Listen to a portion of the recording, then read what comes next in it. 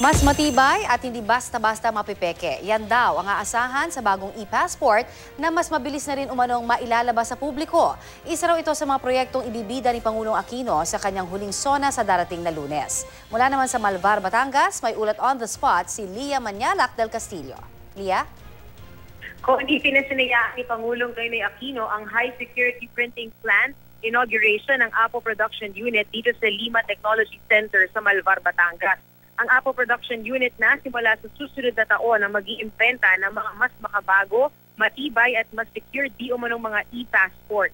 Sa ginawang live demo kanina, sabay-sabay na nag-apply ng bagong e-passport ang Pangulong Aquino na nandito sa Batangas. Meron ding nag-apply mula sa DFA office sa Parañaque, meron din sa embassy sa Singapore at sa Doha, Qatar. Kasama sa mga features ng bagong e-passport ang tactile feature na tulad ng nakikita sa ating mga pera. Naka-lock stitch din ang passport para iwas baklas. At bawat pahina nito, Connie, ay mayroong disenyo. Ang disenyo nito ay ang lyrics ng Lupang Hinirang na maganda yung pagkaka-layout at mayroong mga larawan ng iba't ibang lugar ng ating bansa. Mula 7 araw na rush printing, maibababa na raw ito sa 5 araw na lang. At ang regular printing naman na dating 15 days ay ibababa sa 10 araw.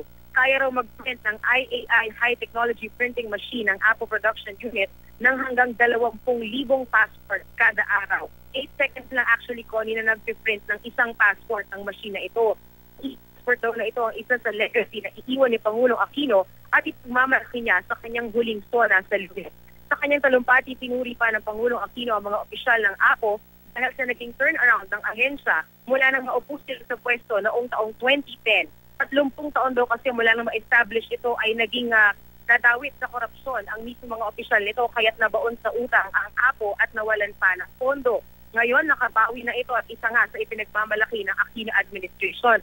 Dating iniimprenta ng BSP ang mga e-passport sa bisa ng kanilang kontrata sa isang French company, yung Overseas Technology. Pero naging problemado na ito at isa rin na makasabay sa dami nga ng mga kailangan passport na i-print. Sa ilalim ng bagong proseso ay sync na ang enrollment, personalization at ang printing ng passport dito sa Malvar, Batangas. Inaasahan na magsimula ang pag-iimprenta ng mga bagong passport mula sa Hunyo sa susunod taon.